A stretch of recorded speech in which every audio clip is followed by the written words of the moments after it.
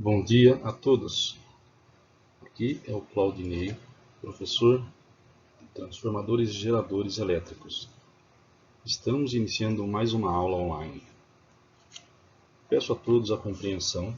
Estamos numa situação atípica, a qual a escola está se adaptando para poder continuar a oferecer a vocês um nível, pelo menos aceitável, de ensino, para que tudo o que vocês estavam aprendendo até o momento não seja perdido, que ele seja continuado da melhor maneira possível. Vamos começar a falar nessa matéria sobre transformadores e geradores. Esta matéria, eu pessoalmente costumo a dizer que deveria se chamar geradores e transformadores. Por que geradores e transformadores? Porque o transformador ele só existe a partir de um momento em que você tem uma energia e essa energia ela seja alternada para que ele funcione. Sem isso não há o funcionamento. Mas deixamos esses detalhes à parte, vamos começar a aula.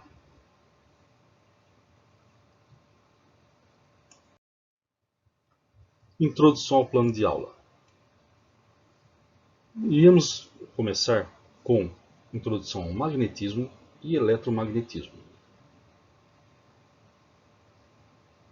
Na sequência, iremos falar sobre o magnetismo, o eletromagnetismo, separadamente, magnetismo terrestre, associação paralela de ímãs, magnetização e desmagnetização.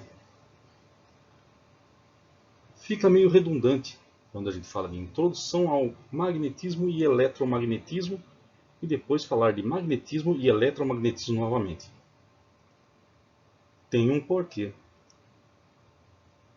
Geralmente, quando se fala de magnetismo, o fato magnetismo ele existe de duas formas, da forma natural e da forma artificial. Então é por isso que a gente fala de introdução ao magnetismo e eletromagnetismo e depois a gente separa os itens. Ok? Vamos lá? Introdução ao magnetismo e eletromagnetismo. Magnetismo é algo que está tanto no ímã permanente quanto no ímã no eletroímã, que é o ímã artificial. O ímã é uma pedra ou um pedaço de metal que atrai certos tipos de metais para si. A força dos ímãs, chamada magnetismo, é uma força fundamental da natureza, como a eletricidade e a gravidade. O magnetismo atua à distância, o que significa que um ímã não precisa tocar o objeto para atraí-lo.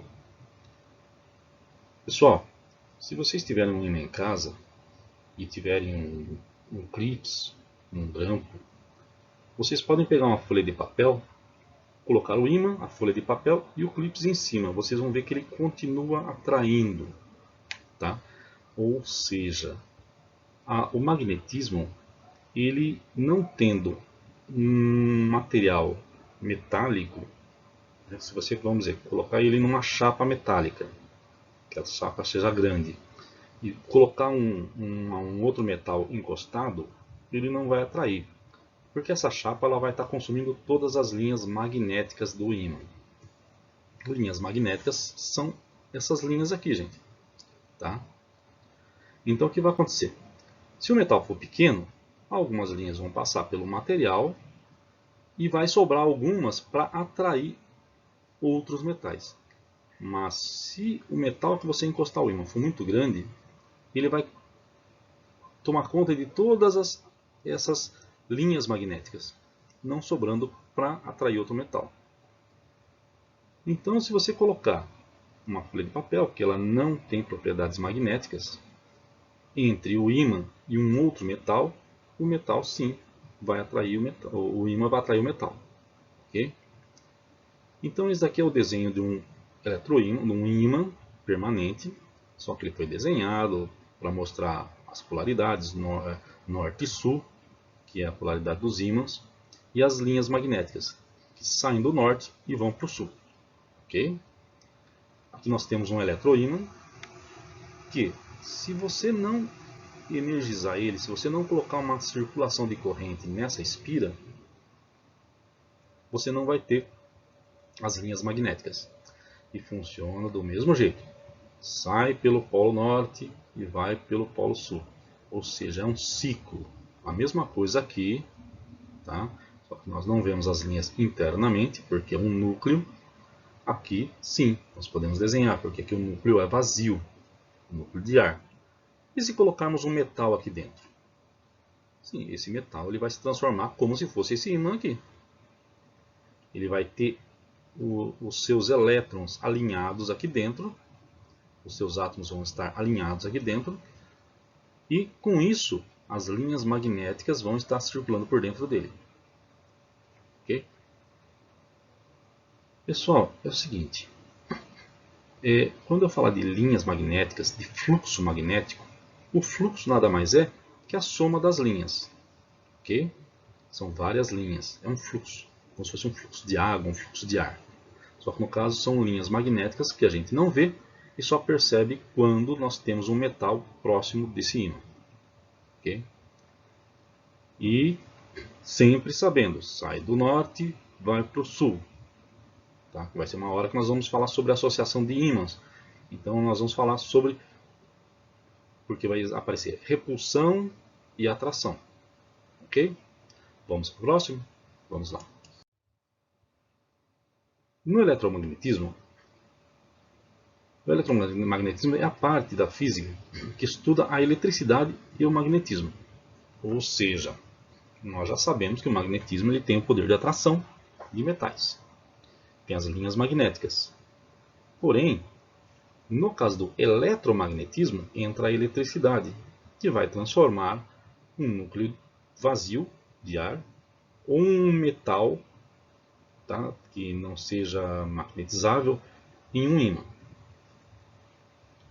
Então, bem como as relações estabelecidas entre eles, ou seja, a eletricidade, através da circulação de elétrons, vai gerar as linhas magnéticas que vão produzir um ímã, que daí vamos chamar de eletromagnetismo. Essa teoria se baseia nos seguintes princípios. Cargas elétricas em movimento geram campos magnéticos. O que são cargas elétricas, gente? Cargas elétricas são os elétrons em movimento. Então, você pode imaginar, vamos supor que elétron seja areia. Se você encontrar um caminhão passando na estrada com areia, essa areia não vai estar em movimento? Vai estar se movimentando em relação a um ponto de referência. A mesma coisa seriam os elétrons. Então a carga, uma quantidade de elétrons em movimento. Então, cargas elétricas, elétrons em movimento geram campo magnético. Legal, maravilha. É igual lá que a gente viu lá a espira. O que acontece na espira? A gente energiza ela, os elétrons passam, a carga elétrica passa pelo condutor, e essa carga elétrica passando em movimento pelo condutor gera o campo magnético. 2. Variação de fluxo magnético produz campo elétrico. Pode ver que eu marquei aqui, gente. Campo elétrico. O que seria campo elétrico? Campo elétrico, gente, é a mesma coisa que dizer gerar eletricidade ou transformar eletricidade através de um fluxo magnético. Eu tenho um fluxo, aquelas linhas de um campo magnético em movimento. Mas como que eu vou variar? Ela já não está saindo do norte e indo para o sul? Sim, mas ali é um campo magnético estático. Você precisa movimentar ele. em relação a um ponto de referência.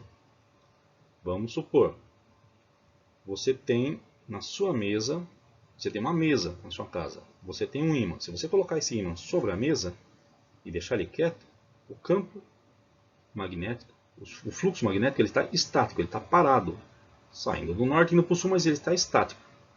A partir do momento que você pegar esse ímã e começar a arrastar ele para um lado e para o outro, ou pegar na mão e movimentá-lo para um lado ou para o outro, você está criando essa variação de fluxo magnético. Ou seja, você vai estar movimentando esse fluxo magnético. Aí está falando que produz campo elétrico. Mas como que ele produz um campo elétrico? Gente, ele começa a produzir um campo elétrico a partir do momento que você coloca uma bobina, uma espira. Então você pega um fio isolado,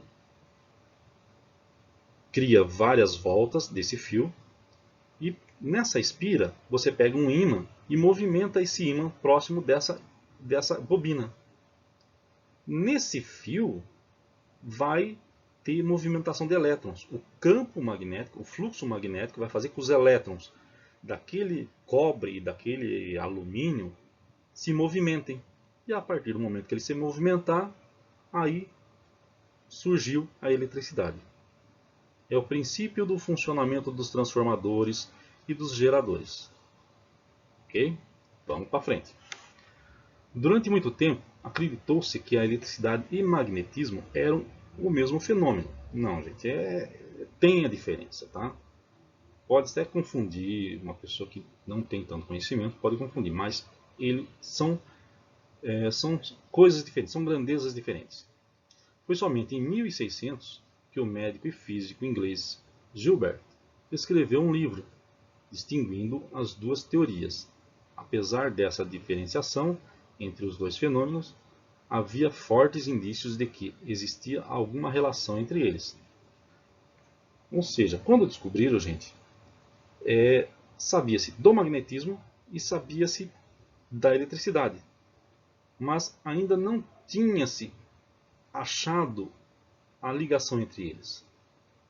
A partir do momento que descobriram a ligação entre eles, aí que nasceu a eletricidade como nós conhecemos hoje. Ok? Vamos para frente? Magnetismo terrestre. Pessoal, seria quase que meio que fora de lógica dizer que existe magnetismo e o magnetismo da Terra não existisse. Porque as pedras, a magnetita, que é um componente que a gente encontra na natureza, ela tem magnetismo. E a Terra por si, ela tem esse magnetismo, ela funciona como se fosse um ímã gigante.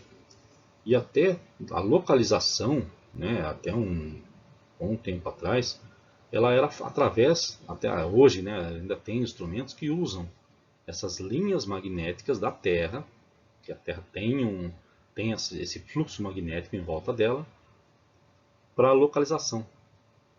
Okay? Então vocês já ouviram falar, né, de um instrumento chamado bússola, que ele utiliza esse princípio. Tá?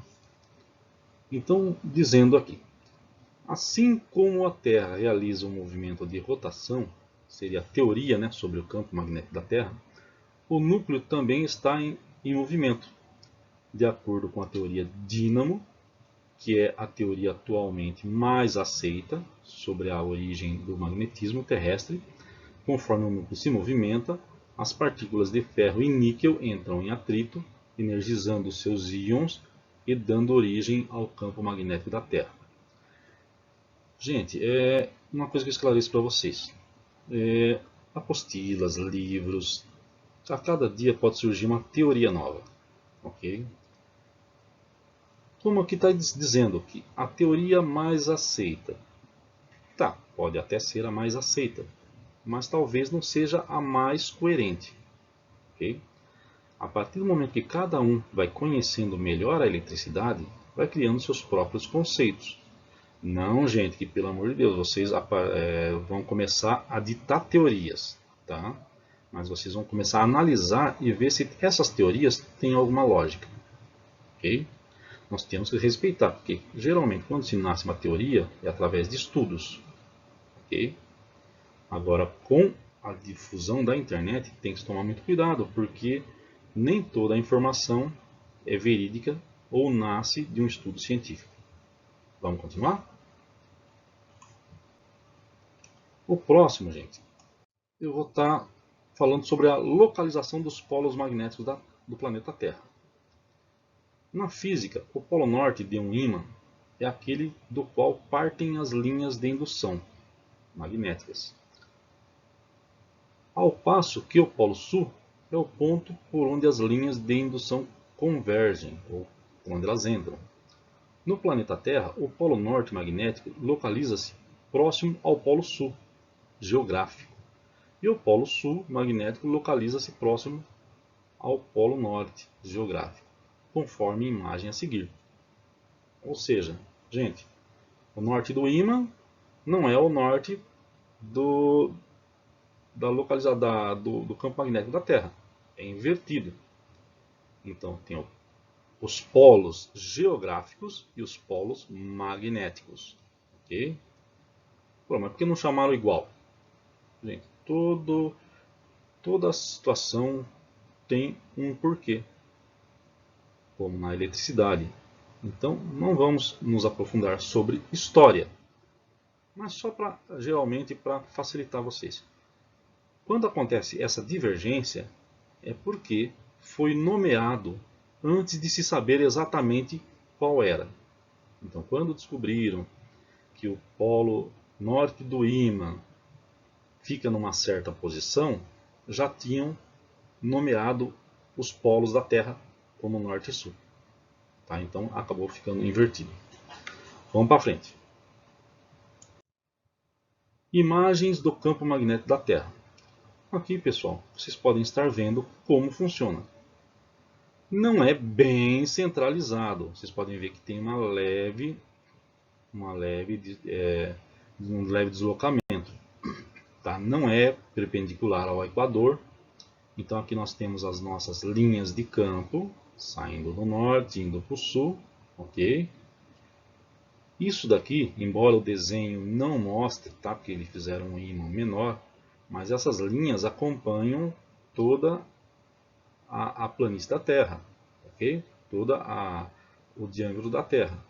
Não vamos dizer que aqui a bússola não vai funcionar, tá? Ela funciona.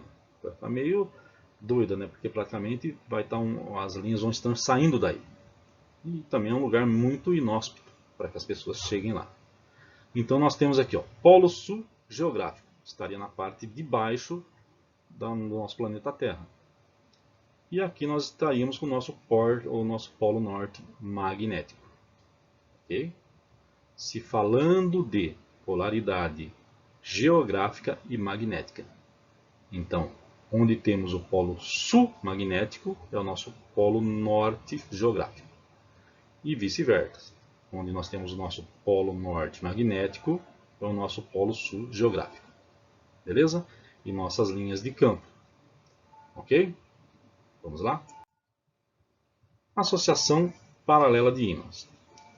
Gente, quando a gente fala de paralela, não quer dizer que só pode se colocar um ímã ao lado do outro. Você pode colocar um ímã em seguida do outro. E aqui nós temos uma norma, né, uma lei que você não consegue mudar.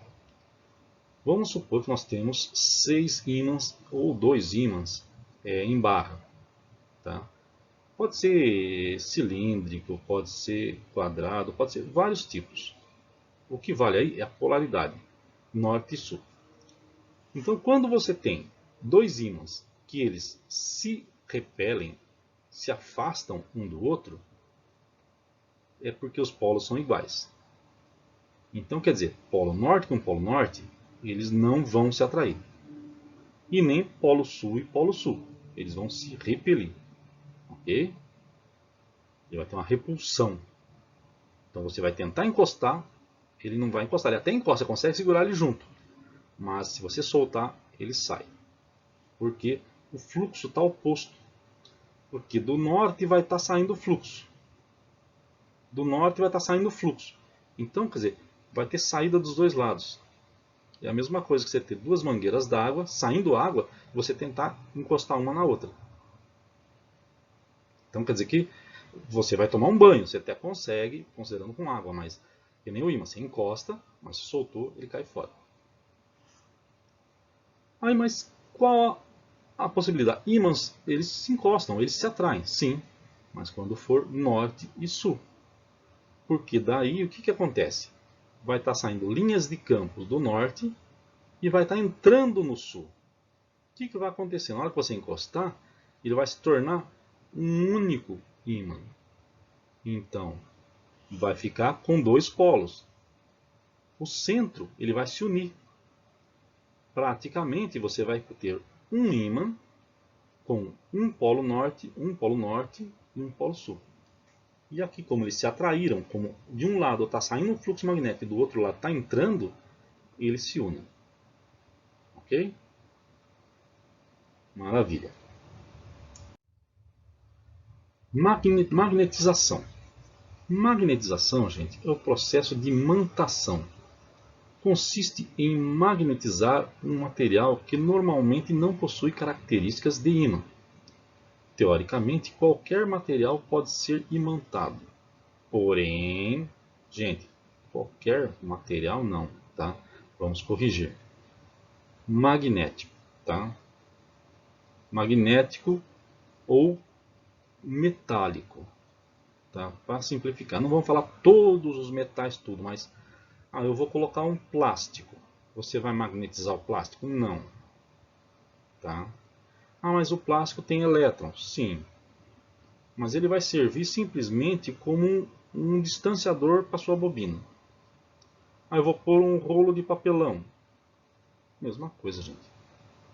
Quando eu falo que você vai magnetizar, é que você vai fazer com que esse material ele faça parte do ciclo das linhas magnéticas.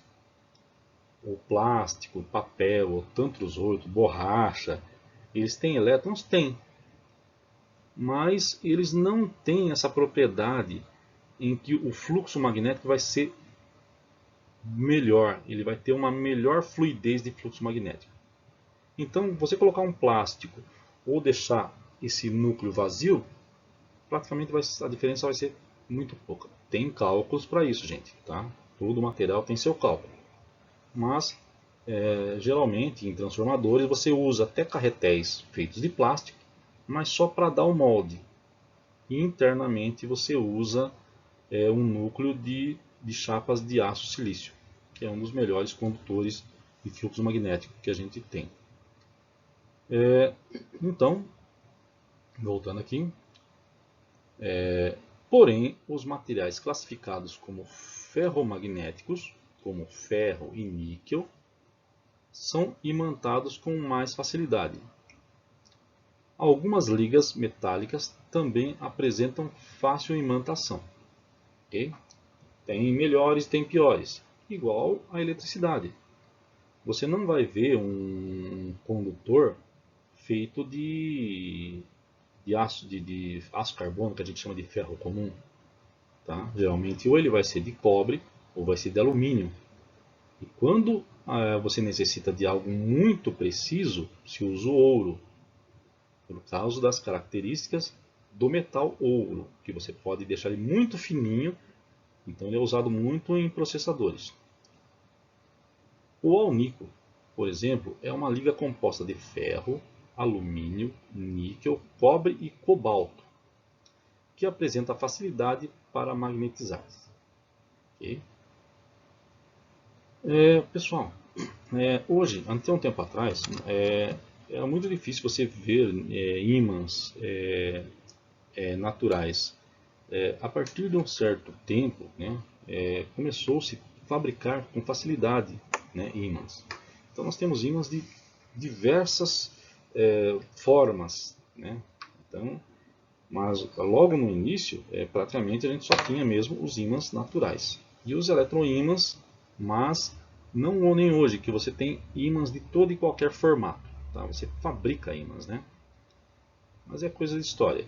Ou seja, com a evolução vai se adquirindo muitas facilidades. Vamos para frente? Desmagnetização. Gente, o que é desmagnetização? A partir do momento que você magnetiza um metal, tá? Se ele é magnetizável, sim, você magnetiza ele. Então você transforma ele num ímã. Mas se ele não for magnetizável, ele não vai se transformar num ímã. Ele vai ser um núcleo. Quando passar energia, ele vira ímã.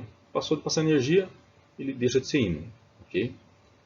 Então, desmagnetização seria o quê?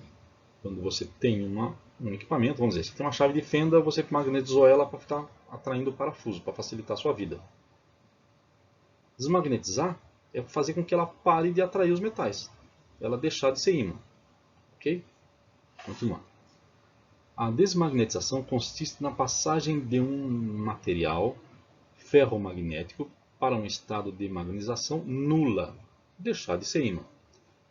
Pode conseguir-se a desmagnetização aquecendo o corpo a uma temperatura superior à do ponto de Curie, ou reduzindo progressivamente a intensidade máxima de um campo magnético. Gente, vamos voltar aqui. Aquecer ao ponto de Curie. O que é esse ponto de Curie? O ponto de Curie é uma temperatura onde as linhas magnéticas elas se desfazem. Ou seja, os elétrons desse metal, a partir do momento que você magnetizou ele, ele se alinhou. Ficou tudo alinhadinho, bonitinho. Ele estando alinhado, ele cria esse fluxo magnético, ok? E se transforma num ímã permanente. Quando você aquece esse metal, ele passa nessa temperatura, nesse ponto de Curie, os elétrons eles começam a se bater, a se movimentar em todas as direções. Ele sai daquele alinhamento original. Saindo daquele alinhamento original, ele deixa de estar magnetizado. Beleza? Vamos lá então. Aí, vindo aqui, reduzindo progressivamente a intensidade máxima de um campo magnético no qual se encontra situado o material. Isso aí já cairia mais na questão de eletroímãs, tá? Entende-se ainda por desmagnetização o enfraquecimento do campo magnético exterior no interior de um campo magnetizável.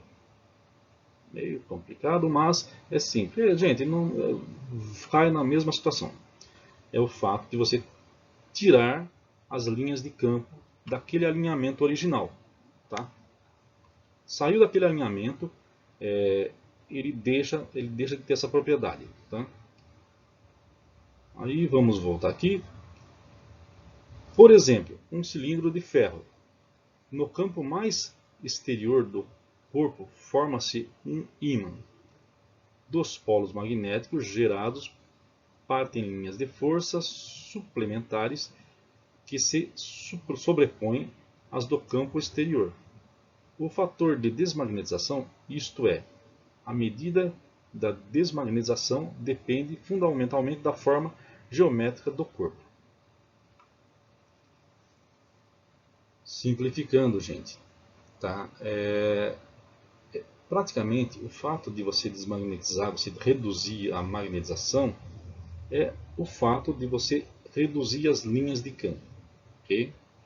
Então, dependendo do material, dependendo da forma, você tem uma facilidade maior ou menor de reduzir essa propriedade de magnetismo de um corpo. Okay? Pessoal, essa aula é uma aula rápida, né? Embora ela é muito especial e nós precisamos estar fixando. Tá?